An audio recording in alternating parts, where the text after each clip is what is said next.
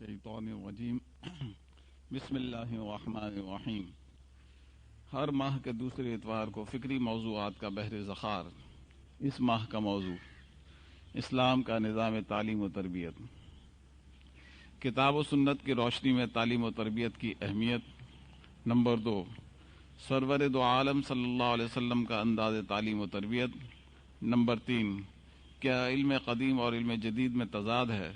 Number 4، دینی و دنیاوی درسگاہوں میں فاصلہ کیسے کم کیا جا سکتا ہے؟ نمبر 5، ملک عزیز میں نافذ موجودہ نصاب تعلیم ہمارے نوجوانوں پر کیا اثرات مرتب کر رہا ہے؟ نمبر 6، سیکولر این جی اوز سے وابستہ مختلف امتحانی تعلیمی بورڈز کی ہمارے ملک میں آمد کی کیا مقاصد ہیں؟ آئیے مسلم معاشرے کو مطلوب ان فکر انگیز سوالات کے جوابات حاصل کرنے کے لیے تشریف لائیے۔ آج اتوار 11 نومبر 2007 11:30 بجے دن القرآن کورسز سینٹر میں، جہاں داعی قرآن جناب مولانا محمد اسلم شیخوپوری مدظ اللہ مذکورہ موضوع پر درس قرآن دیں گے انشاءاللہ تعالی۔ آئیے مولانا کیا فرماتے ہیں سنیں۔ اللہ الحمدللہ وحدہ والصلاة والسلام على من لا نبي بعد، أما بعد فأعوذ بالله من الشيطان الرجيم، بسم الله الرحمن الرحيم۔ اقرأ باسم ربك الذي خلق، خلق الإنسان من علق، اقرأ وربك الأكرم الذي علم بالقلم، علم الانسان ما لم يعلم، صدق اللہ العظیم۔ میرے بھائیوں اور میری بہنوں، القرآن کورسز سینٹر کے زیر اہتمام درس قرآن کی یہ جو ماہانہ نشست ہوتی ہے، مرکزی موضوع کے علاوہ کچھ ذیلی سوالات بھی ہوتے ہیں جو اشتہار میں دیے جاتے ہیں۔ اس دفعہ کا جو موضوع متعین کیا گیا وہ ہے اسلام کا نظام تعلیم و تربیت۔ پھر اس کے ضمن میں 6 سوالات بھی منتظمین نے دیے ہیں۔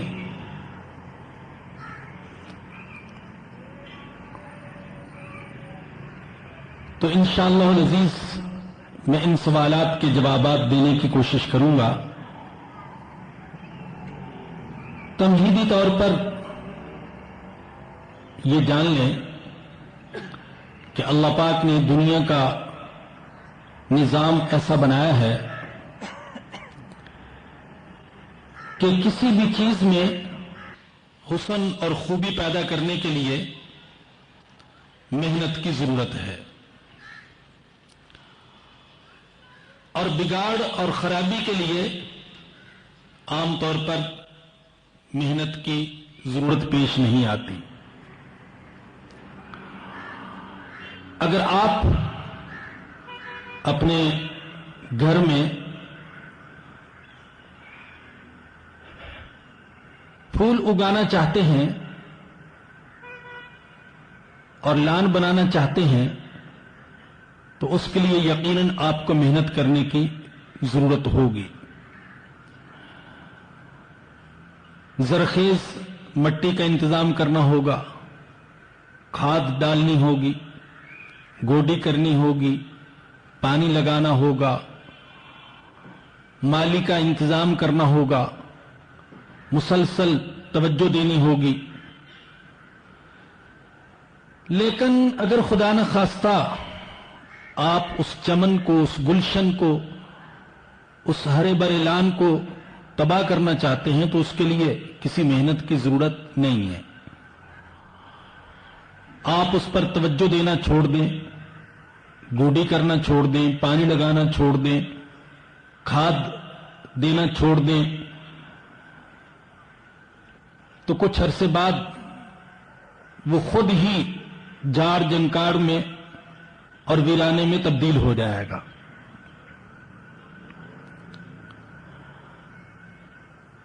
किसी भी खाली प्लाट में अगर आपका इरादा को बिल्डिंग बनाने का हो, को मार्केट बनाने का हो, फैक्ट्री और कारखाना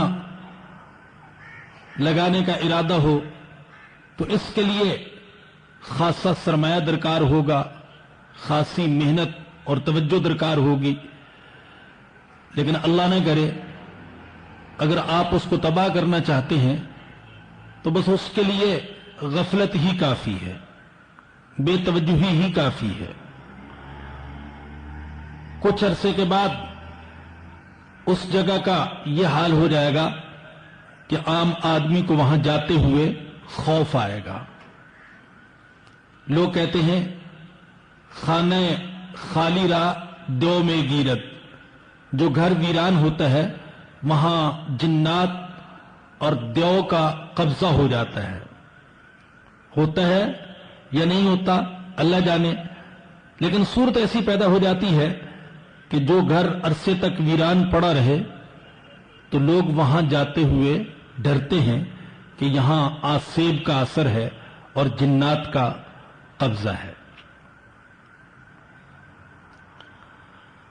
अगर आप अपने बच्चे को कुरान करीम का हाफिज बनाना चाहते हैं, कारी बनाना चाहते हैं, आलिम बनाना चाहते हैं, मुहद्दिस मुफस्सिर बनाना चाहते हैं, सहाफी और डॉक्टर बनाना चाहते हैं, वकील और जज बनाना चाहते हैं, तो इसके लिए खासी मेहनत की जरूरत होगी,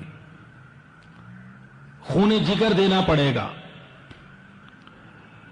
अपने जज्बात की कुर्बानी पेश करनी होगी, खुद बच्चे के आराम और राहत के औकात को कुर्बान करना होगा। लेकिन अल्लाह न करे, अगर कोई अपने बच्चे को बिगाड़ना चाहते हैं तो उसके लिए किसी मेहनत की जरूरत नहीं है। उसको ना भेजे मदरसा में, ना भेजे स्कूल में, ना तवज्जो दे उसे, ना वक़्त दे, ना निगरानी करे उसकी, वो जहां चाहे जाए, जिस वक़्त चाहे जाए, जब चाहे जागे, जब चाहे सोए, खुद ब खुद उसके अंदर बिगाड़ पैदा हो जाएगा। मैं अर्ज कर रहा था कि किसी भी चीज में कमाल पैदा करने के लिए, हुस्न और खूबी पैदा करने के लिए मेहनत की जरूरत है। बेजान चीजों में भी फन सिखाते हैं, घोड़ों को सिखाते हैं, ऊंटों, मुर्गों को सिखाते हैं, तीतर और बटेर को सिखाते हैं और उसके लिए खासी मेहनत करते हैं। बगैर मेहनत के उनके अंदर वो कमाल पैदा नहीं होता। और यहां याद आया और ये भी बता दूं कि खुद अल्लाह ने इल्म वाले कुत्ते और जाहिल कुत्ते में फर्क किया है। कुरान करीम में अल्लाह पाक ने फर्क किया उस कुत्ते के दरमियान जिसको कुछ सिखाया गया है और उस कुत्ते के दरमियान जिसको कुछ भी सिखाया नहीं गया। छठे पारे के अंदर यसअलूनका माज़ा उहिल्ल लहुम कुल उहिल्ल लकुमुत तय्यिबात वमा अल्लमतुम मिनल जवारिहि मुकल्लिबीन तुअल्लिमूनहुन्ना मिम्मा अल्लमकुमुल्लाह फकुलू मिम्मा अमसकना अलैकुम वज़कुरू स्मल्लाहि अलैहि वत्तकुल्लाह।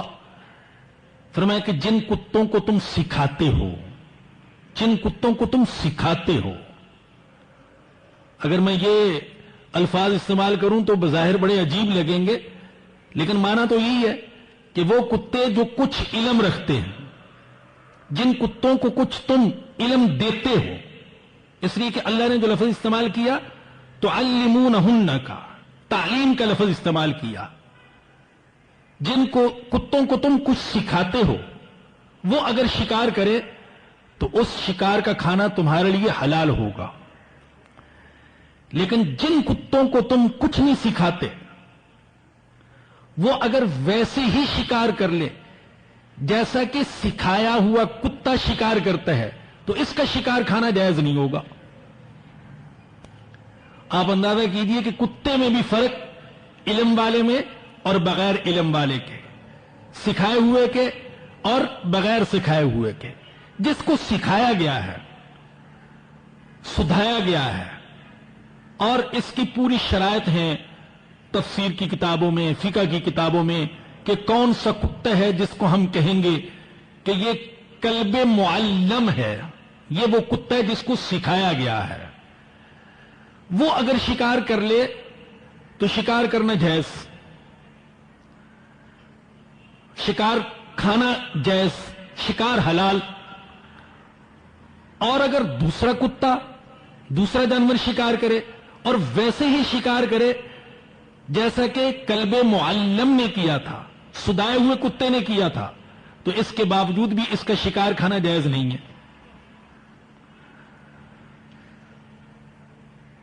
तो तालीम के लिए, तरबियत के लिए, कमाल पैदा करने के लिए, खूबी पैदा करने के लिए मेहनत की जरूरत है।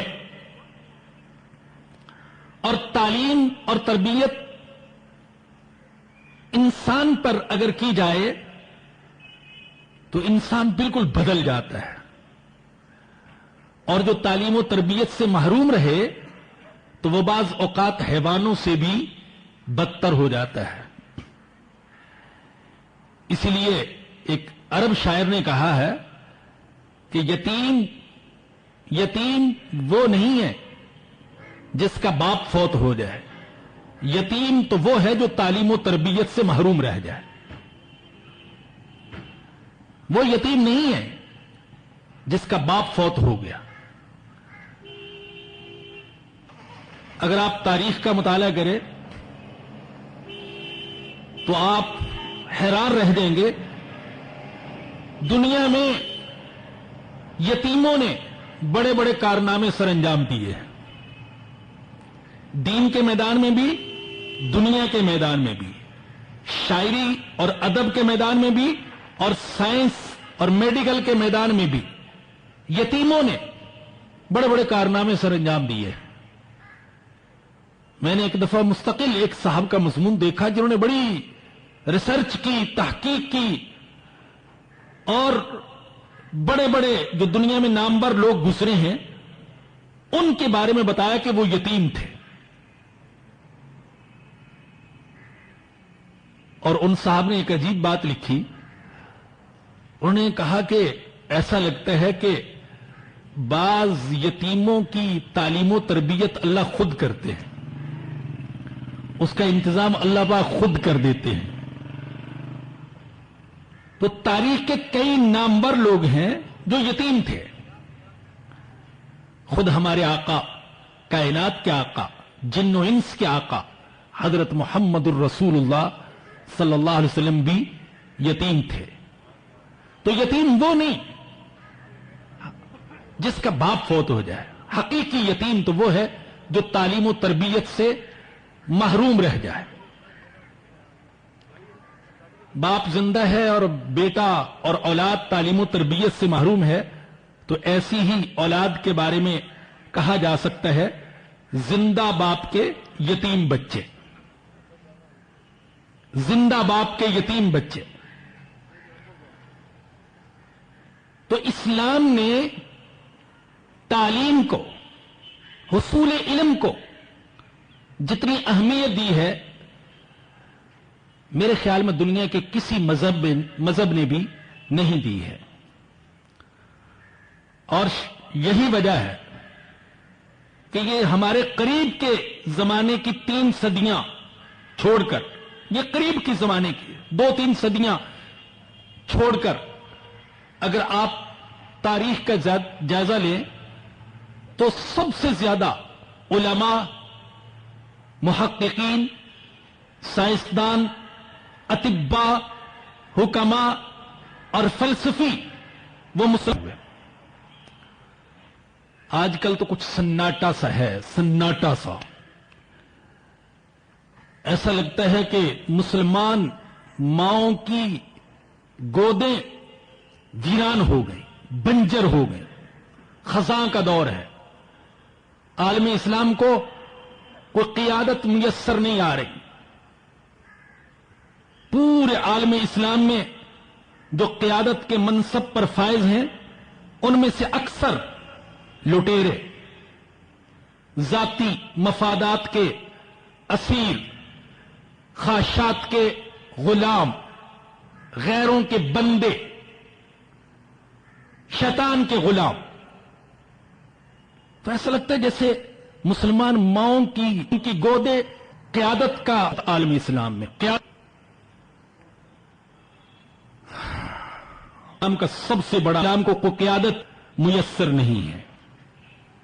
شتر، وہ جو ایک صحابی نے سیدنا ابو بکر صدیق رضی اللہ تعالیٰ عنہ کے بارے میں کہا ہے کہ حضور کی وفات کے بعد صورت ایسی تھی جیسے ٹھٹھرتی ہوئی رات ہو، ویرانہ اور جنگل ہو، اور بھیڑ بکریوں کا گلہ ہو لیکن چرواہا نہ ہو۔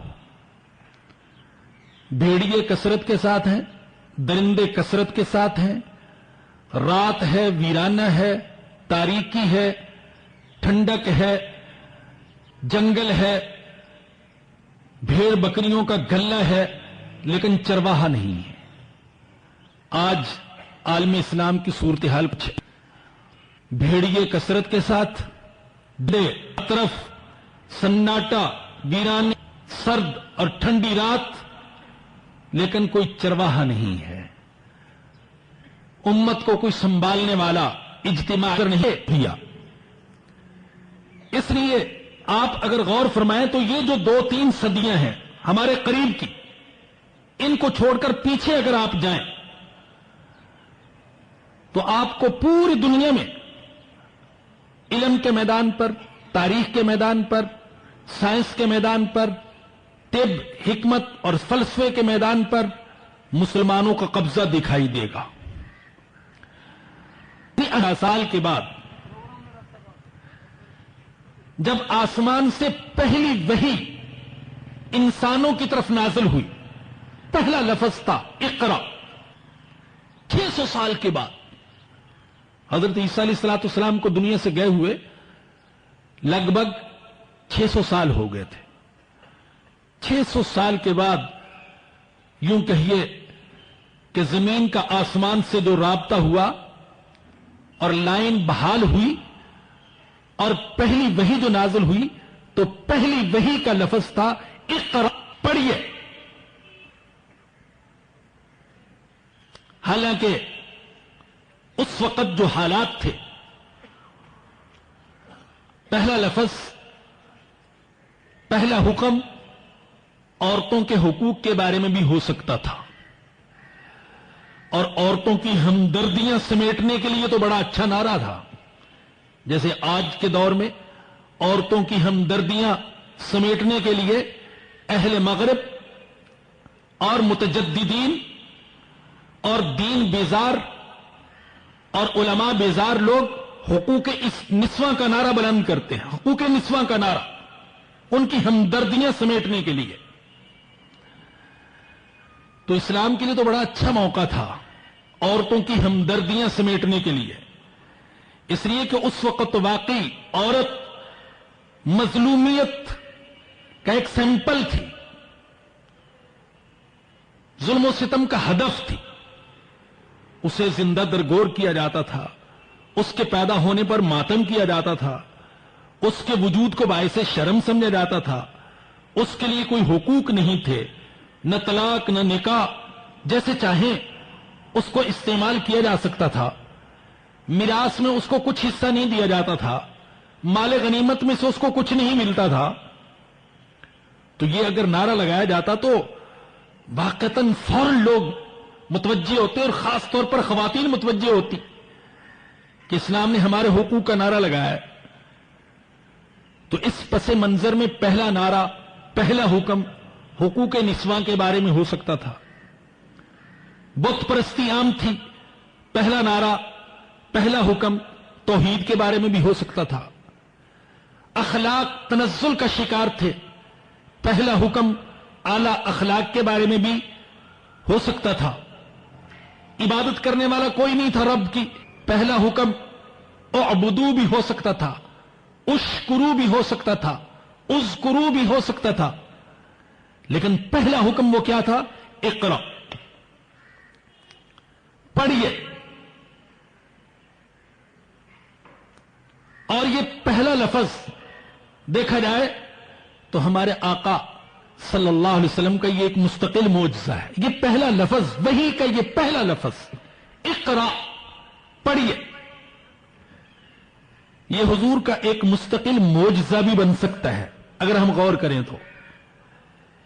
اس لیے کہ اس لفظ کے ضمن میں بتا دیا گیا کہ مستقبل کا دور وہ پڑھنے کا دور ہے، آنے والا دور قلم، کتاب، کاغذ اور تعلیم کے عام ہونے کا دور ہے. وگرنہ خود عرب کے اندر جو ماحول تھا وہاں معاذ اللہ کہہ رہا ہوں، معاذ اللہ بھائی، وہاں تو یہ حکم پڑھنے تھا، لکھنا پڑھنا جانتے نہیں تھے. اور اسلام قرآن کریم میں معاملات کے بارے میں قرآن کی سب بدین الی امہ، یہ قرآن کریم کی سب سے طویل آیت ہے. اللہ نے بار بار لکھو لکھواؤ. تو میں یہ عرض کر رہا تھا کہ یہ پہلا حکم یہ خود مستقل معجزہ ہے نبی اکرم صلی اللہ علیہ وسلم کی صدقہ. گویا کے ضمن میں آنے والا دور جو ہے قلم اور کاغذ کا دور. اقرا بسم ربک الذی خلق، پڑھیے اپنے رب کے نام سے جس نے پیدا کیا. ابھی آگے چل کر پھر بات ہوگی اسی حوالے سے. خلق الانسان من علق، اس نے پیدا کیا انسان کو لوتھڑے سے. اقرا وربک الاکرم، پڑھیے اور تمہارا رب بڑا کریم ہے. الذی علم بالقلم، جس نے علم دیا قلم کے ذریعے سے، علم دیا قلم کے ذریعے سے. یہ قلم کی اہمیت اللہ بیان فرما رہے ہیں مسلمانوں کے سامنے، قلم کی عظمت. اور یہ تو آپ جانتے ہیں کہ اللہ نے سورہ قلم کے اندر قلم کی قسم کھا کر، قلم اور کتابوں کی قسم کھا کر قلم اور کتاب کو عظمت بخشی ہے. نون بالقلم وما یسطرون، قلم کی قسم اور جو کچھ لکھتے ہیں اس کی قسم، اور کتاب کی قسم. مسلمانوں کو متوجہ کیا گیا کہ علم قلم کے ذریعے سے. سن لیں کہ دنیا کوئی دوسری قوم لکھنے پڑھنے سے اور بے نیاز ہو سکتی ہے مگر مسلمان نہیں. اس لیے کہ مسلمان پر تو لکھنے پڑھنے کو واجب کیا گیا. اقرا عام حکم جو ہے امر، ہماری کتابوں میں آتا ہے کہ یہ امر کا صیغہ جو ہوتا ہے، حکم کا لفظ یہ وجوب کے لیے ہوتا ہے. اقرا، پڑھیے. تو مسلمان اس سے مستغنی اور بے نیاز ہو ہی نہیں سکتا لکھنے پڑھنے سے. تو قرآن میں زور ہے علم پر، تعلیم پر. اس کے لیے میں نے پہلا حوالہ دیا پہلی وحی کا کہ اس میں جو حکم آیا وہ پڑھنے کا حکم آیا. اس کے علاوہ قرآن ہمیں بتاتا ہے کہ حضرت آدم علیہ الصلوۃ والسلام کو فرشتوں پر جو فضیلت ملی تو وہ علم کی بنیاد پر. وعلم آدم الاسماء كلها ثم عرضهم على الملائكة فقال انبئوني بأسماء ان كنتم صادقين. اے ملائکہ، تم جو یہ کہتے ہو کہ ہم خلافت کے حقدار ہیں تو پھر مجھے بتاؤ ان چیزوں کے نام، ان کی خصوصیات، ان کی تاثیرات، اگر تم واقعی اپنے دعوے میں سچے ہو. لیکن وہ نہ بتا سکے اور آدم نے بتا دیے، اس لیے کہ اللہ نے آدم کو علم عطا کیا تھا، فضیلت ملی حضرت آدم علیہ السلام. اور قرآن ہی ہمیں بتاتا ہے هل يستوي الذين يعلمون لا يعلمون. اللہ کہتا ہے کیا علم والے الہی حقیقت میں نصیحت حاصل کرتے ہیں، اور اللہ عقل میں جو وہی کتابیں کرتے ہیں. یہ بھی سن لیجئے، اللہ عقل والا ان کو قرار دیتا ہے جو عقل کو وہی کتابیں کر دیتے ہیں. وہ عقل جو وہی سے باغی ہو جائے، اللہ اس عقل کو عقل نہیں حماقت کہتے ہیں. منافق بڑے ہوشیار تھے، بڑے تیز ترار، دنیا کے معنی میں بڑے چالاک، اور بچ نکلنے میں بڑے چالاک، بڑے ہوشیار، کہ کوئی قربانی نہ دینی پڑے، کوئی دکھ نہ سہنا پڑے، کسی حادثے کا سامنا نہ کرنا پڑے، نقصان میں شریک نہ ہوں اور نفع میں شریک ہوں. یہ منافقوں کی سوچ تھی. اور مسلمان کی سوچ یہ تھی کہ اصل مقصد تو اللہ کی رضا ہے، چاہے نفع ہو یا نقصان، فتح ہو یا شکست، اصل تو اللہ کی رضا ہے. تو وہ مسلمانوں کو کہتے تھے کہ یہ بے وقوف ہے، یہ بے وقوف ہے، دنیاوی نفع نقصان کا کوئی احساس نہیں ہے، یہ بے وقوف ہے. مسلمانوں پر بے وقوف ہونے کی پھبتی انہیں کیوں کسی؟ اس لیے مسلمان اپنے مادی نفع نقصان سے بے. اللہ نے فرمایا الا انہم ہم السفہاء، یہ بے وقوف نہیں ہے، مجھے راضی کرنے نہ رشتوں کی پرواہ کرتے ہیں نہ جان کی پرواہ کرتے ہیں. بے وقوف وہ ہیں جو مادی فائدے کی خاطر مجھے ناراض کر لیتے ہیں. الا انہم ہم السفہاء ولکن لا یعلمون. تو اللہ عقل مند کس کو کہتے ہیں؟ جو اپنی عقل کو وحی کے تابع کر دے. جو اب وحی کے تابع نہیں کرتا، اللہ کی نظر میں وہ عقل ہے. اور یہ قرآن میں یہ کافر، یہ فلاں بڑے عقل مند ہیں، لیکن یہ تو آیات الہیہ سے کوئی فائدہ حاصل نہیں کرتے. تو جان لیجئے کہ اللہ عقل والا ان کو تسلیم کرتا ہے جو اپنی عقل کو وحی کے تابع کر دے. وہ عقل جو وحی کا انکار کرتی ہے، وہ عقل جو وحی سے بغاوت کرتی ہے، نہیں حماقت ہے. اسی طریقے سے قرآن کہتے ہیں انما یخشی اللہ من عبادہ العلماء. میرے بندوں میں سے، اللہ کہتے ہیں میرے بندوں میں سے میری عظمت ان لوگوں کے دل میں ہوتی ہے جن کے پاس علم ہوتا ہے. جن کے پاس علم، ان کے دل میں میری عظمت. لیکن جن کے پاس علم نہیں، ان کے دل میں میری خشیت اور میری عظمت بھی نہیں ہوتی. تو حصول علم پر تو یوں زور دیا گیا، علم کی فضیلت یوں بیان کی گئی، اور تعلیم کے ساتھ ساتھ تربیت پر بھی زور دیا گیا. نبی اکرم صلی اللہ علیہ وسلم کے دنیا میں آنے کے مقاصد اللہ نے جو بیان فرمائے، ان میں تعلیم بھی ہے اور تربیت بھی ہے. یعلمہم الکتاب ویزکیہم، تعلیم اور تزکیہ. تزکیہ کو میں یہاں تربیت کے ہم معنی کے طور پر استعمال کر رہا ہوں. تو نبی کے دنیا میں آنے کے مقاصد دونوں، تعلیم بھی اور تربیت بھی. اور صحیح بات تو یہ ہے میرے بھائیوں اور میری بہنوں، حقیقی علم جو ہے یہ خود تربیت کرتا ہے. جو حقیقی یہ تربیت کا ذریعہ بنتا ہے. اور جان لے کہ حقیقی علم وہ نہیں جو معلوم میں اضافہ کر دے. حقیقی علم وہ ہے جو سیرت سازی، تربیت اور تزکیے میں مؤثر کردار ادا کرے. حقیقی علم وہ نہیں دکھاتا ہے. حقیقی علم وہ نہیں قوموں کو آپس میں اور لڑاتا ہے.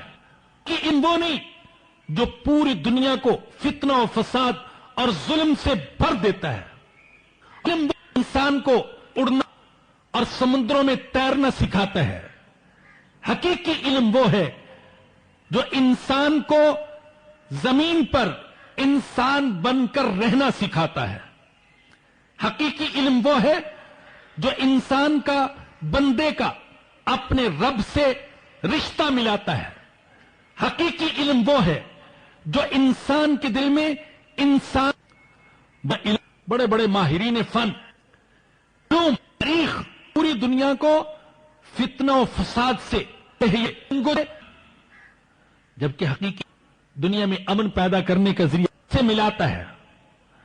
اور حقیقی علم وہ ہے بس ربک الابتداء، رب کے نام. ایسا علم انسان کو انسان بنائے گا.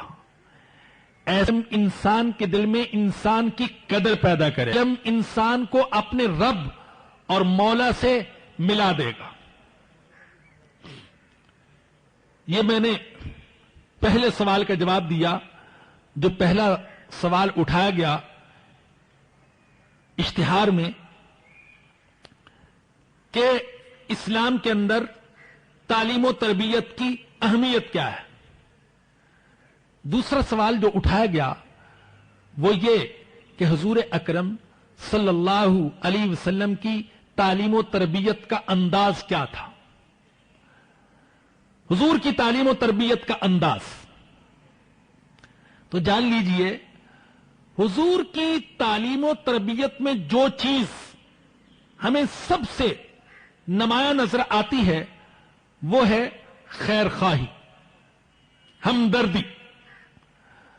بلکہ بات صرف ہمارے حضور تک محدود نہیں بلکہ تمام انبیاء کرام علیہ السلام کی تعلیم و تربیت کے اندر جو وصف ہمیں نمایاں دکھائی دیتا ہے وہ خیر خواہی کا ہے. اور اکثر انبیاء کے بارے میں اللہ نے ذکر فرمایا کہ انہوں نے اپنی اپنی قوم سے کہا انا لکم ناصح امین، میں تمہارا خیر خواہ ہوں اور امانت دار ہوں. نصحت لکم ولکن لا تحبون الناصحین، میں تمہارا خیر خواہ ہوں لیکن تم خیر خواہوں کو پسند نہیں کرتے ہو. حضرت لوط علیہ السلام نے بڑے درد سے کہا نصحت لکم ولکن الناصحین، میری قوم لیکن کہ تم اپنے خیر کرتے ہو. ہمارے آقا بھی اپنی امت کے لیے خیر خواہ تھے، اپنی امت کے خیر خواہ رہنے والے. میں موجود امت کے لیے وہ کس میں بیان کی ہے دعوت، جس نے وہ خواہ تھے اور امت دعوت کے بھی خیر خواہ تھے. آپ ابو بکر و عمر کے بھی خیر خواہ تھا اور کسی کو آپ کی خیر خواہی کا احساس ہی نہ ہوا. وہ آپ کو دشمن ہی سمجھتے رہے. ایک حدیث میں چھوٹے چھوٹے کیڑے اور پتنگے اور پروانے آگ میں چھلانگے لگائے اور کوئی شخص ان کو آگ سے ہٹائے، وہ ان کو دور ہٹاتا ہے، اپنی کمر چھڑا چھڑا کر تمہیں چھلانگ لگانے کی کوشش کرتے ہو. تو خیر خواہی اور ہمدردی. پھر دیکھیے کسی کا ایک بیٹا ہے، کسی کا ایک بیٹا، ایسے بھی ہے، کسی کا ایک بیٹا ایک بیٹی، کسی کے 6 کسی کے 10. اسے ان کی تعلیم و تربیت کی فکر ہے. اور حضور کی وہ حضور کے روحانی بیٹے، اور جتنی عورتیں وہ حضور کی روحانی بیٹیاں، اور حضور کو سب کی تعلیم و تربیت کی فکر. ہائے اللہ، نبی کے درد کا اندازہ لگانا ہو تو نافرمان اولاد کو، کسی باپ کی اولاد نافرمان ہو، باپ چاہتا ہے یہ ہدایت کے راستے پر چلے، وہ ضلالت کے راستے پر چلتے ہیں۔ باپ چاہتا ہے یہ علم کے راستے پر چلے، وہ جہالت کے راستے پر چلتے ہیں۔ باپ چاہتا ہے یہ اچھے اچھے لڑکوں سے دوستی لگائیں، وہ بروں سے دوستی لگاتے ہیں۔ باپ چاہتا ہے، ماں چاہتی ہے ان کے اندر اعلی اخلاق پیدا ہوں، وہ برے اخلاق اختیار کیے ہوئے ہیں۔ ماں اور باپ روتے ہیں، تڑپتے ہیں، منت سماجت کرتے ہیں، کبھی ڈراتے ہیں، کبھی آنکھیں دکھاتے ہیں، کبھی لالچ دیتے، کبھی روپیہ پیسہ دیتے ہیں، حد کر دیتے ہیں ان کو راہ راست پر لانے کے لیے۔ میں نے دیکھا ایک باپ بیچارہ اپنی اولاد سے اتنا پریشان اپنے بیٹے سے کہہ رہا ہے، بیٹا اگر تو قرآن پڑھ لے میں تجھے فلاں ملک کی سیر کراؤں گا۔ اب پیسے والا ہے، اتنا لالچ دے رہا ہے، لیکن بیٹے کے دل میں کوئی اہمیت نہیں پیدا ہو رہی۔ اب باپ کتنا تڑپتا ہوگا، کتنا دل میں کڑتا ہوگا، اے اللہ میں اس کی خیر خواہی چاہتا ہوں، ہمدرد ہوں، اس کا مستقبل سوچ رہا ہوں، دنیا میں اس کی عزت ہو، اس کا نام ہو، مجھ سے بھی زیادہ عزت ہو، مجھ سے بھی زیادہ اس کو سکون ملے، میں یہ چاہتا ہوں، اور یہ گندگی کے راستے پر چل رہا ہے۔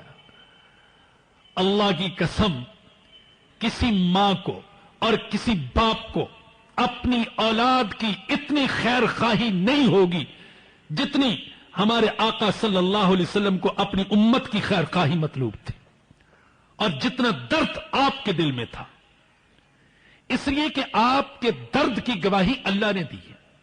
اللہ نے آپ کے درد کی گواہی دی، فرمایا کہ لعلک باخع نفسک الا یکونوا مؤمنین، میرے محبوب ایسا لگتا ہے کہ اگر یہ ایمان نہ لائے تو آپ تو اپنی جان ہی دے دیں گے، ایسے لگ رہا ہے مجھے۔ اللہ کہہ رہا ہے، اور اللہ جب کوئی الفاظ استعمال کرتے ہیں اور اللہ جب کسی حقیقت کا اظہار کرتے ہیں تو وہ جچی تلی حقیقت ہوتی ہے، اس میں کوئی مبالغہ نہیں ہوتا، لفاظی نہیں ہوتی، حقیقت کے مطابق الفاظ ہوتے ہیں۔ واقعی ہمارے حضور کے دل میں وہ درد تھا جس درد کا اظہار اللہ نے قرآن میں کیا ہے۔ تو آپ کی تعلیم و تربیت کا جو انداز تھا، اس میں جو نمایاں چیز تھی وہ خیر خواہی، تکلیف میں ڈالے، طبی اعتبار سے جو تکلیف میں ڈالے وہ چیز میرے نبی پر بڑی مشکل گزرتی ہے۔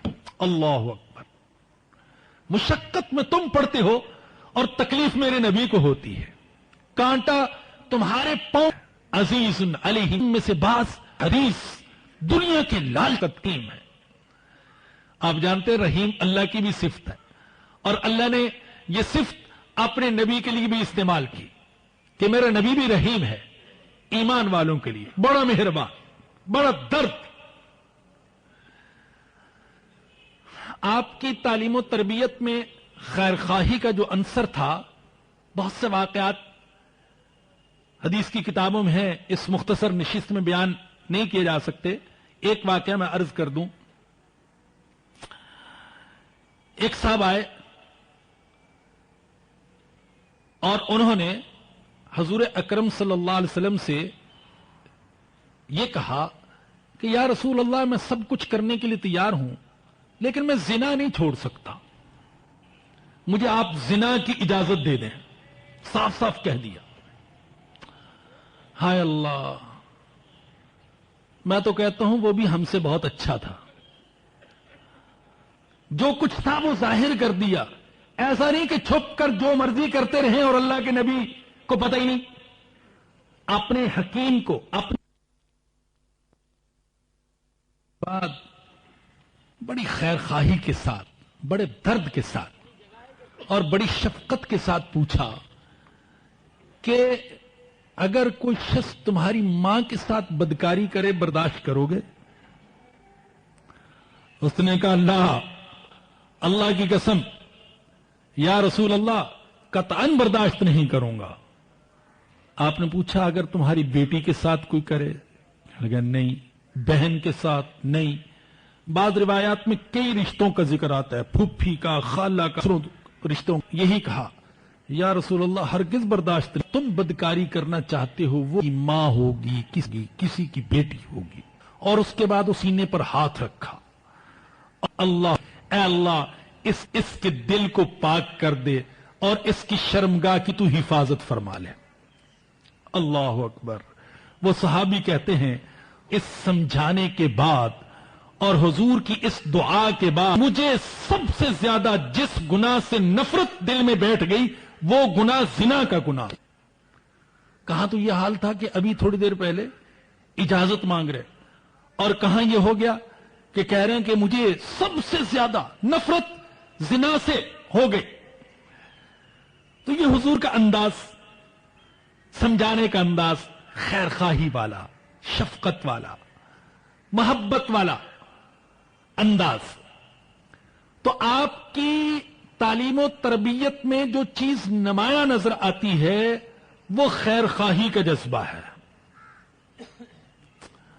میرے بزرگوں اور دوستوں، وہ فین کو صرف مکہ دکھانا جانتا ہے اور گالیاں دینا جانتا ہے اور برا بھلا کہنا جانتا ہے. میں نہیں سمجھتا کہ اس کے دل میں خیر خواہی کا جذبہ ہے، شفقت کا جذبہ ہے.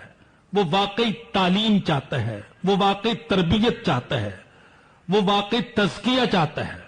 نہیں، وہ صرف دل کا غبار نکالنا چاہتا ہے بس اپنے مخالفین کے خلاف.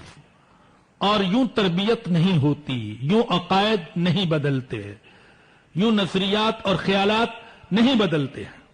قدیم اور جدید میں تضاد. میں اس موقع پر مشہور مفکر، عظیم ترین مذہبی رہنما حضرت مولانا ابو الحسن ندوی رحمت اللہ علیہ کا حوالہ دوں گا. حضرت نے ایک جگہ فرمایا کہ علم ایک اکائی ہے جو بٹ نہیں سکتی. علم کو قدیم اور جدید، مشرقی اور مغربی میں تقسیم کرنا صحیح نہیں ہے. یہ علم قدیم ہے، یہ علم جدید ہے، یہ مشرقی ہے، یہ مغربی ہے. ان خانوں میں علم کو تقسیم کرنا صحیح نہیں ہے. علم تو ایک صداقت ہے، صداقت ایک سچائی جو اللہ کی دین ہے. بہت سے لوگ قرآن اور جو میڈیکل کا علم ہے، صنعت و حرفت کا علم کو علم جدید کہتے ہیں. یہ ایک سوچ ہے کہ قرآن اور حدیث یہ امت کا معنی نہیں ہے. کرے کہ قرآن اور حدیث میں اب بھی سچائیاں صرف 1400 سال پہلے کی سچائیاں نہیں، ازل کی سچائیاں، ابد کی سچائیاں وہ بیان کی گئی. مخلوق کی ابتدا سے لے کر اس دنیا کی انتہا تک کی سچائیاں بیان کی گئی. اگر اس اعتبار سے کوئی قرآن اور حدیث کے علم کو قدیم کہتا ہے میں تسلیم کرتا ہوں، لیکن اگر اس اعتبار سے کوئی کہے کہ آج یہ بوسیدہ ہو گئے، آج کے ترقی یافتہ دور سے یہ میل نہیں کھاتے، تو ہرگز حاشا وکلا ہم اس جھوٹے دعوے کو تسلیم کرنے کے لیے تیار نہیں ہیں. اور یہ بھی جان لیں کہ قرآن اور حدیث کا کوئی ٹکراؤ نہیں.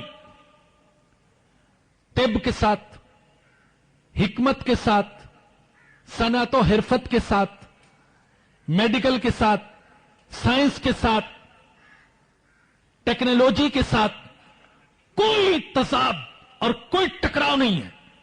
کیسے ٹکراؤ ہو سکتا ہے؟ قرآن نے خود صنعت، حرفت کا ذکر کیا ہے، اس کی ترغیب دی ہے. وَعَلَّمْنَاهُ صَنْعَةَ لَبُوسٍ لَكُمْ. اللہ تو کہتا ہے صنعت و حرفت تو میرے انبیاء کی وراثت ہے. قرآن کہتا ہے، قرآن ہمیں بتاتا ہے یہ صنعت و حرفت، یہ فیکٹری اور کارخانے، یہ مختلف مصنوعات، یہ تو انبیاء کرام علیہ السلام کی وراثت ہے. وہ یہ کام کرتے تھے. حضرت داؤد علیہ السلام یہ کام کرتے تھے. زراعت کے ساتھ کیسے ٹکراؤ ہو سکتا ہے قرآن کا، جبکہ قرآن نے خود زراعت کا ذکر کیا. اللہ کے نبی نے زراعت کی فضیلت بیان فرمائی، صنعت و حرفت کی فضیلت بیان فرمائی. اللہ کے نبی نے فرمایا کہ ان اللہ یحب العبد المؤمن المحترف، اللہ کاریگر بندے کو، صنعت و حرفت والے کو پسند کرتا ہے، وہ اللہ کا محبوب ہے. تجارت کا کیسے تضاد ہو سکتا ہے قرآن کے ساتھ، جبکہ قرآن نے متعدد جگہ پر تجارت کے فضائل بیان فرمائے، تجارت کی شرائط بیان فرمائی، تجارت کے آداب بیان فرمائے. اور کیسے ٹکراؤ ہو سکتا ہے میڈیکل کا اور حکمت اور طب کا قرآن و حدیث کے ساتھ، جبکہ ہمارے آقا صلی اللہ علیہ وسلم نے اس شعبے میں ہدایات دی ہے. اور کیسے ٹکراؤ ہو سکتا ہے سائنس کے ساتھ قرآن کا، جبکہ قرآن کی 750 آیات تقریباً کم و بیش وہ تکوینیات کے بارے میں ہے، سورج اور چاند کے بارے میں، زمین اور آسمان کے بارے میں، دریاؤں اور سمندروں کے بارے میں، ہوا اور آگ کے بارے میں، عناصر کے بارے میں 750 کے قریب آیات. فرق صرف یہ ہے جو میں نے عرض کیا، اور میں نے کہا تھا کہ آگے اس بات کو دوبارہ چھیڑوں گا. کوئی بھی فن سیکھا جائے، خواہ وہ ٹیکنالوجی ہو، ایجوکیشن ہو، میڈیکل ہو، کوئی بھی علم ہو اور کوئی بھی فن ہو، وہ رب کے نام کے ساتھ ہو، رب کے نام کے ساتھ بنیاد ہو، رب کا نام، ابتدا ہو رب کے نام سے، تو وہ اسلامی فن ہے. قرآن اس سے منع نہیں کرتا. اقرا بسمی ربک الذی خلق، پڑھیے اپنے رب کے نام کے ساتھ. اور جان لیجئے بعض اہل علم نے لکھا کہ مسلمانوں کو صنعت و حرفت اور دوسرے ایسے علوم و فنون جو زندگی کے مسائل سے تعلق رکھتے ہیں ان کا حاصل کرنا فرض ہے، تاکہ وہ غیروں کے محتاج نہ بن جائیں، تاکہ مسلمان غیروں کا محتاج نہ بن جائے. آج مسلمان غیروں کا محتاج بن گیا، قدم قدم پر ایک ایک چیز میں غیروں کا محتاج. ان کے تانے، اسلحہ ہمارا استعمال کرتے ہو، اور ملبوسات ہمارے، مشروبات ہمارے، اور ہماری پستی کی انتہا تو یہ ہے کہ ہم کو برگر بنانا بھی نہیں آتا. ہاں، ہم برگر بھی ان کے کھاتے ہیں اور بوتلیں بھی ان کی پیتے ہیں، ہم پرفیوم بھی ان کی استعمال کرتے ہیں. ہائے میرے اللہ، ہماری پستی کی انتہا. لیکن یہ پستی کا راستہ ہمیں قرآن نے نہیں دکھایا، قرآن نے تو بلندی کا راستہ دکھایا تھا. ہم نے اس راستے کو چھوڑ کر خود تنزل اور ذلت کا راستہ دیا. قرآن نے وہ یہ کہ دینی اور دنیاوی درسگاہوں کا فاصلہ یہ کیسے کم کیا جا سکتا ہے. آج تو ایسا لگتا ہے کہ یہ بالکل دو ایسی انتہائیں ہیں جن میں کبھی وصل نہیں ہو سکتا، جن میں کبھی اتحاد نہیں ہو سکتا. دونوں ضدیں ہیں، کالج اور یونیورسٹی اور مکتب اور مدرسہ، بالکل ضد ایک دوسرے کی. حالانکہ یہ ضد نہیں ہے، وہاں بھی علم ہے، یہاں بھی علم ہے. علم کے اعتبار سے تو دونوں برابر. اور میں نے آپ کو بتایا کہ حضرت ندوی رحمت اللہ علیہ نے فرمایا کہ علم کو قدیم اور جدید، مشرقی اور مغربی میں تقسیم کرنا یہ تو صحیح نہیں ہے. تو ان میں اتنا تضاد، اتنا بعد، اتنی دوری نہیں ہونی چاہیے تھی. لیکن بعض حضرات نے دونوں کے درمیان ایسی خندق حائل کر دی کہ لگتا ہے کہ اب یہ دونوں کبھی قریب نہیں آ سکتے. میں اس سلسلے میں ان لوگوں کو بھی कसूरवार कहता हूं जिन्होंने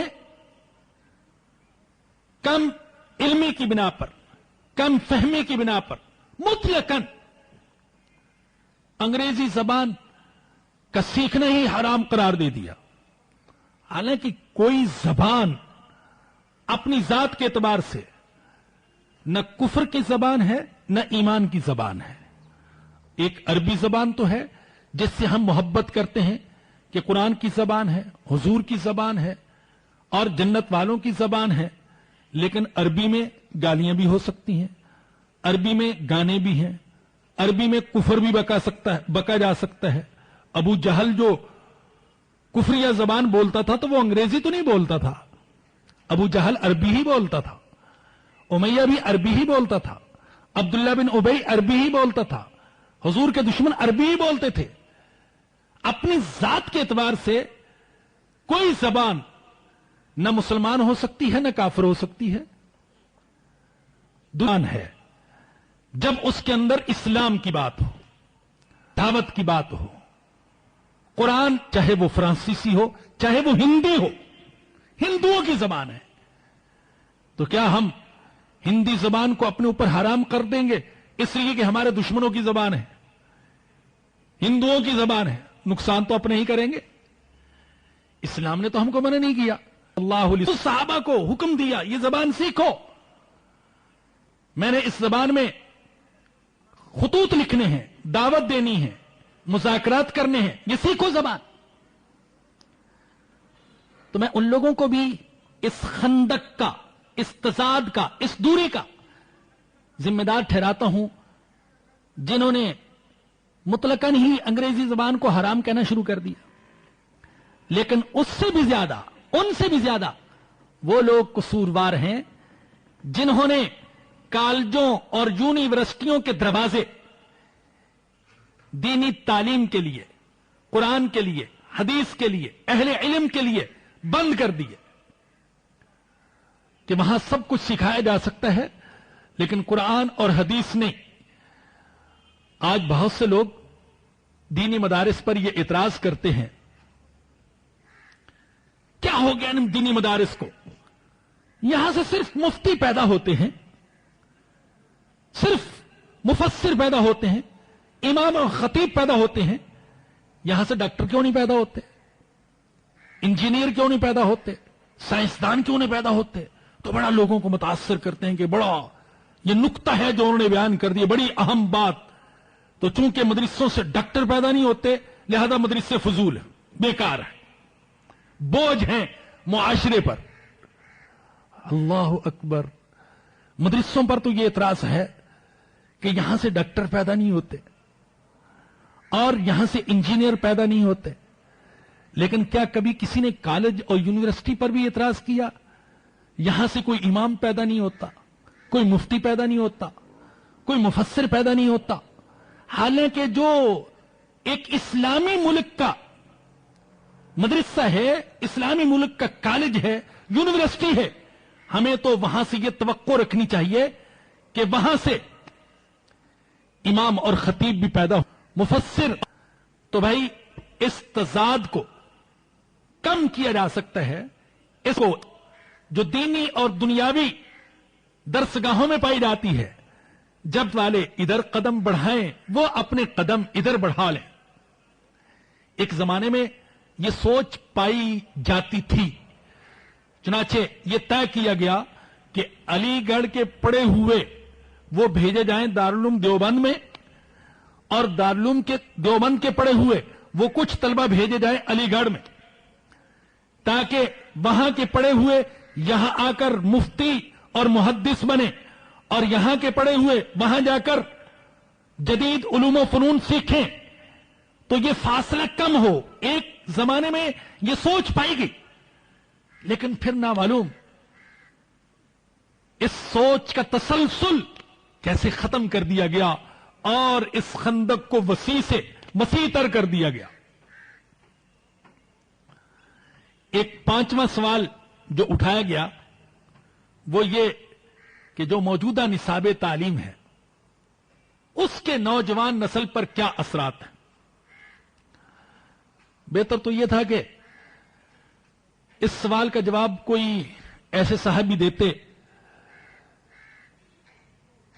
جن کا تعلق کالجوں اور یونیورسٹیوں اور وہاں کے طلباء کے ساتھ ہوتا اور وہ اس ماحول سے خوب واقف ہوتے.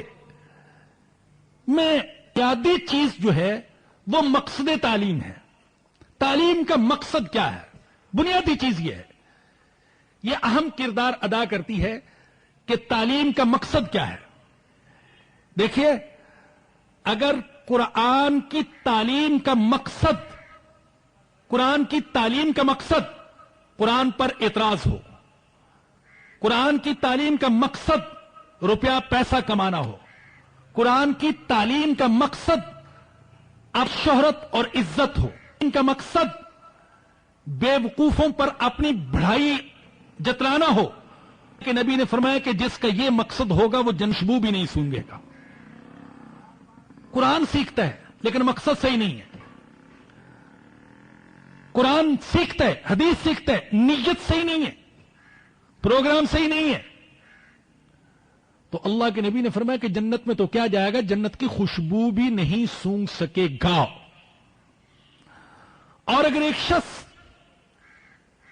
میڈیکل کے شعبے میں جاتا ہے یا سائنس کے شعبے میں یا کسی بھی، اور اس کی نیت یہ ہے میں اس شعبے میں تخصص اور کمال اسلام کی خدمت کروں، مسلمانوں کی خدمت کروں، اللہ کا نام دنیا میں بلند کروں، مسلمانوں کو تو نصارہ کا محتاج ہونے سے بچاؤں، سیکھنا اور اس کا ڈاکٹر بننا یہ عبادت ہے. وہ عبادت میں ہے جس کی نیت یہ ہے. بنیادی چیز وہ مقصد تعلیم ہے. جو اس نصاب تعلیم سے، اس نظام رائے سکھانا سرکار یاد جو ہے تعلیم مقصد صحیح سکول کا ہے، تو بٹھا دیا گیا وہ پیٹ کا بھرنا، کوئی اعلیٰ سے اعلیٰ ملازمت کا حاصل کرنا، اسلام کی خدمت، مسلمانوں کی خدمت، عالم اسلام کی خدمت، قرآن اور حدیث کی خدمت، یہ مقصد ذہنوں سے نکال دیا گیا. تو ہم قابل اعتراض سمجھتے ہیں وہ کالج و ماحول دین پر چل ایسے وہ بتاتے ہیں کہ کس کس وہاں اسلام کے شعائر کا مذاق بخاری دنیا خطاب سے کالج اسلامیہ کالج تھا. اسلامیہ کالج میں کافی مشکل ہے مگر خالصہ کالج میں مشکل نہیں ہے. تو ماحول ایسا بنا دیا گیا، پھر اس آزادانہ اختلاط، لڑکی اور اس سے کیا کیا قباحتیں جنم لے رہی ہیں. اس سے مجھ سے زیادہ ایک تیسری چیز جس کو ہم قابل اصلاح سمجھتے ہیں، استاد اہم کردار ادا کرتا ہے طلبہ کا ذہن بنانے میں اور ان کا کردار بنانے میں. حضرت مفتی شفیع صاحب رحمت اللہ علیہ نے بڑی پیاری بات فرمایا کہ اگر استاد ملحد اور بے دین ہے، وہ قرآن پڑھائے تو اپنے شاگردوں کو دین سے، قرآن سے دور کر دے گا، اور اگر استاد ذہنی اعتبار سے پکا مومن ہے، وہ تورات اور انجیل بھی پڑھائے تو قرآن کے قریب کر دے گا. یہ حقیقت ہے. استاد اثر انداز ہوتا ہے. آپ جانتے ہیں کہ وہاں اساتذہ کے انتخاب میں کوئی ایسی باریک بینی نہیں کی جاتی کہ استاد عقیدے کے اعتبار سے مضبوط، تسلب اس کے اندر پایا جاتا ہو. وہ کسی بھی مذہب کا ہو سکتا ہے لیکن اگر اسے اپنے اس فن میں کمال حاصل ہے تو وہ وہاں استاد لگ سکتا ہے.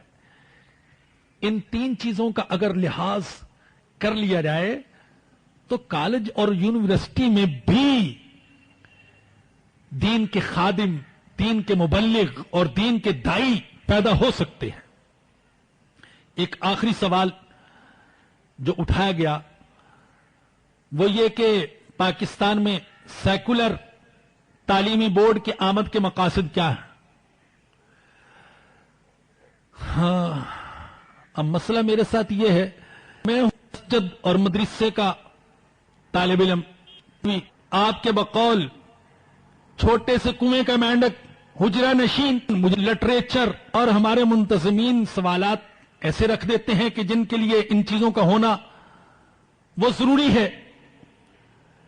मैं इस सवाल के जवाब में सिर्फ आगा खान इम्तिहानी बोर्ड का जिक्र करूंगा और उसका भी बहुत तफसील के साथ नहीं, बल्कि आगा खान इम्तिहानी बोर्ड जिसको बड़े इख्तियारात दिए जा रहे हैं इस वक्त हुकूमत की तरफ से, उसके मकासद को समझने के लिए मैं उसके सवालनामे के जिक्र पर इक्तिफा करूंगा। जो सवालनामा आगा खां एजुकेशन सर्विस पाकिस्तान ने 9वीं क्लास से लेकर 11वीं क्लास तक के तलबा और तालिबात के लिए तैयार किया, उसके सिर्फ मैं चंद सवालात इस वक्त वो जिक्र करने पर इक्तफा करूंगा। बहुत तफसील में नहीं जाता, उसी से आप जान लेंगे कि उसके क्या मकासद हैं, वो क्या चाहते हैं, तलबा और तालिबा तब्दीली लाना चाहते हैं, उनके तैयार को कितना बुलंद करना चाहते हैं। इन चंद सवालों से आप उनका अंदाजा कर सकेंगे। सारे सवालात मैं आपको नहीं बता रहा, चंद सवाल। उनमें एक सवाल यह है जो तलबा से भी किया गया और तालिबात से भी, क्या आपसी ताल्लुकात इस्तिवार किए तो कितनी उम्र में। दूसरा सवाल किया गया, आप बहन को बेलिबास देखा है। चौथा सवाल यह किया गया कि आप बचपन में वालिदा के साथ सोते रहे, क्या आपने उन्हें कभी नंगा देखा है। और पांचवा सवाल यह किया गया कि क्या आपके बाप ने आपके साथ कभी जिनसी ताल्लुकात कायम किए। ये सिर्फ 5 सवालात आपको मैं सुनाता हूं, वरना सवालात की फहरिस्त बड़ी तवील है। इन सवालात से आप अंदाजा लगा सकते हैं कि इस किस्म के जो तालीमी बोर्ड हैं, आखिर में पूरे दर्द के साथ कहता हूं मेरे भाइयों और मेरी बहनों, मैं तो अदना सा तालिब इल्म हूं कुरान करीम का, अदना सा मुफस्सिरीन और कुरान के खादिमों और कुरान जो में बैठने वाला एक अदना सा तालिब इल्म। मेरी नाकसी सोच यह है कि मुसलमानों के निजाम तालीम तरबियत में कुरान को बुनियादी हैसियत देना जरूरी है।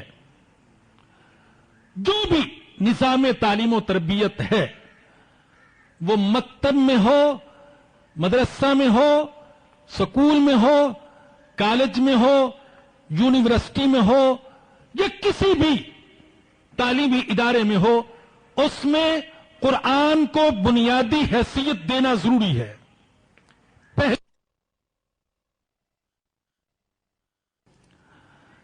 चौथा सवाल यह किया गया कि आप बचपन में वालिदा के साथ सोते रहे, क्या आपने उन्हें कभी नंगा देखा है। और पांचवा सवाल यह किया गया कि क्या आपके बाप ने आपके साथ कभी जिनसी ताल्लुकात कायम किए। ये सिर्फ 5 सवालात आपको मैं सुनाता हूं, वरना सवालात की फहरिस्त बड़ी तवील है। इन सवालात से आप अंदाजा लगा सकते हैं कि इस किस्म के जो तालीमी बोर्ड हैं, उनके मकासद क्या हैं। आखिर में आखिरी बात है अल्लाह, और वो पूरे दर्द के साथ कहता हूं मेरे भाइयों और मेरी बहनों, मैं तो अदना सा तालिब इल्म हूं कुरान करीम का, अदना सा मुफस्सिरीन और कुरान के खादिमों और कुरान के मुअल्लिमों की जूतियों में बैठने वाला एक अदना सा तालिब इल्म। मेरी नाकसी सोच यह है कि मुसलमानों के निजाम तालीम तरबियत में कुरान को बुनियादी हैसियत देना जरूरी है। जो भी निज़ाम तालीम व तरबियत है, वो मकतब में हो, मदरसा में हो, स्कूल में हो, कॉलेज में हो, यूनिवर्सिटी में हो, जी तालीमी इदारे में हो, उसमें कुरान को बुनियादी हैसियत देना जरूरी है। पहले मरहले पर नाजरा कुरान करीम सही तलफ्फुज के साथ, तजवीद के आसान कवायद के साथ, ऐसा नहीं कि जैसे चाहे पढ़ ले, जैसे चाहे पढ़ ले। किस कदर अफसोस की बात है, अंग्रेजी मैंने कहा जरूरत है उसकी, लेकिन इतना एहसास कमतरी, इतना एहसास कमतरी कि आप अपनी औलाद के लिए ये सोचें कि इतना काफी नहीं है कि मेरी औलाद अंग्रेजी समझ सके, अंग्रेजी बोल सके, बल्कि आपकी कोशिश ये हो मेरी औलाद अंग्रेजी बोले तो अंग्रेजों के लहजे में बोले, हां अमरीकियों के लहजे में। हालांकि हर एक का लहजा भी मुख्तलिफ, फ्रांसीसियों का लहजा मुख्तलिफ, बरतानवियों का मुख्तलिफ, अमरीकियों का मुख्तलिफ, जर्मनों का मुख्तलिफ, और उनके यहां सबसे ज्यादा जोर अपनी मादरी जबान, जर्मन अपनी जबान के बारे में बड़े हसास, फ्रांसीसी लेकिन ऐसा नहीं कि अपनी जबान को भूल ही जाए।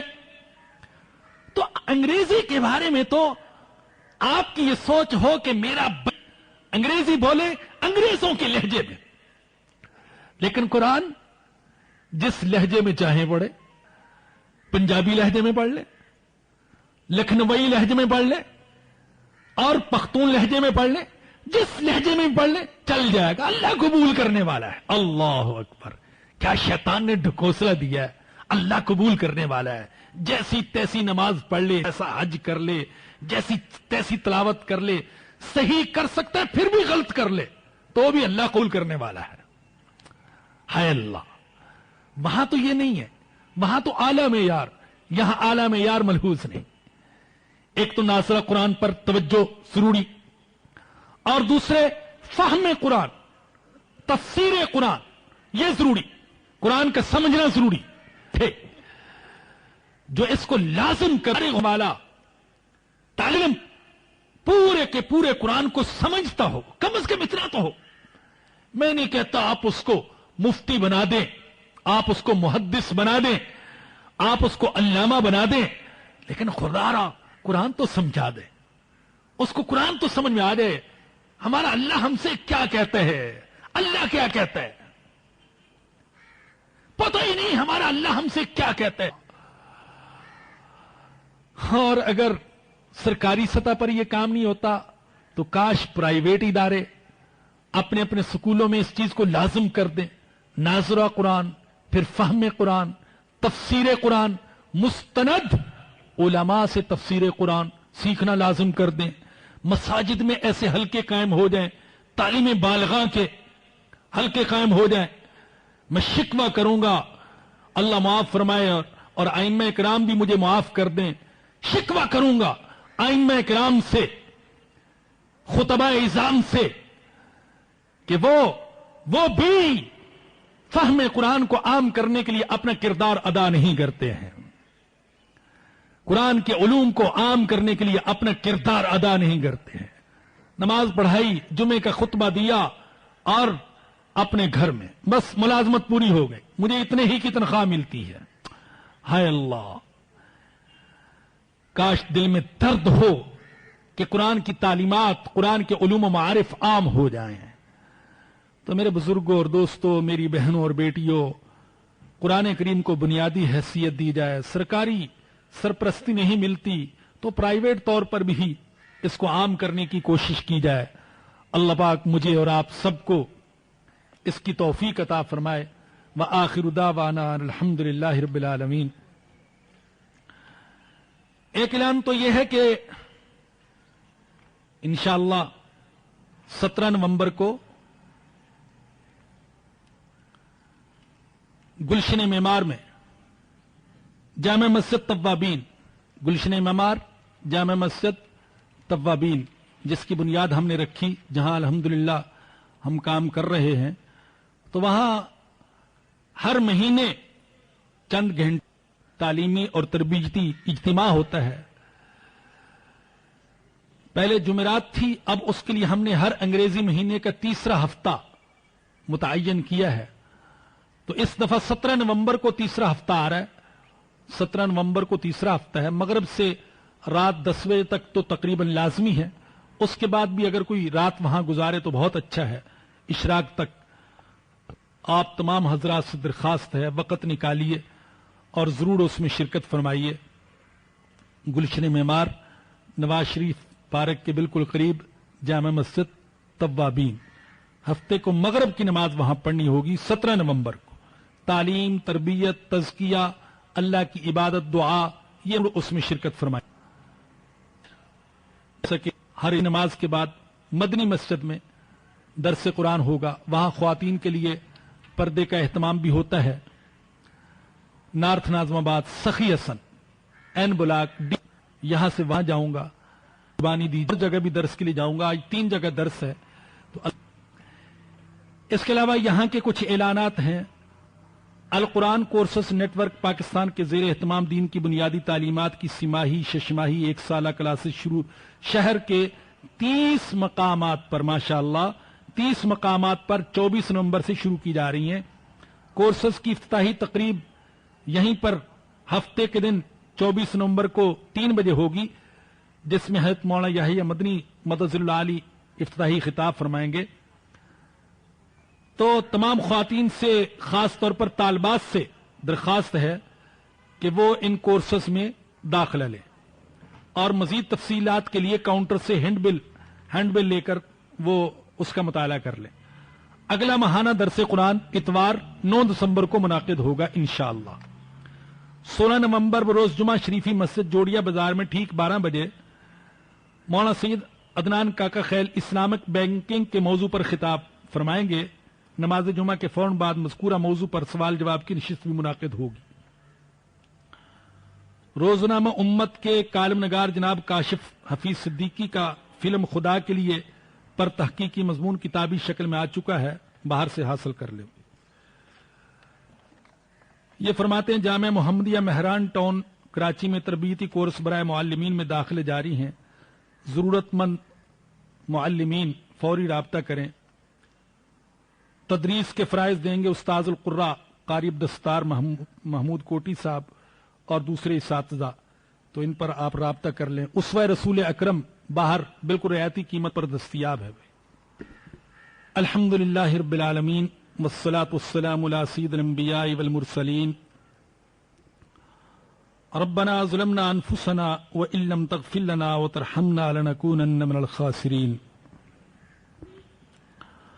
रब्बना इन नसीना औ अख्तअना रब्बना वला तहमिल अलैना इसरन कमा हमलतहु अलल लज़ीना मिन क़ब्लिना रब्बना वला तुहम्मिलना मा ला ताक़त लना बिहि वाफ़ु अन्ना वग़फ़िर लना वरहमना अंत मौलाना फंसुरना अलल क़ौमिल काफ़िरीन।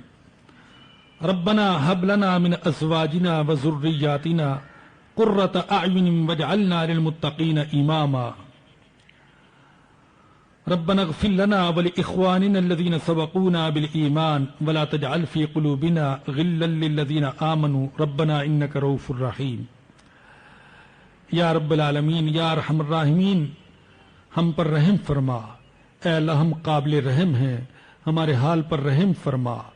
या अल्लाह, हम पर, हमारे अहल व अयाल पर, हमारे मुतअल्लिकीन पर तू रहम फरमा।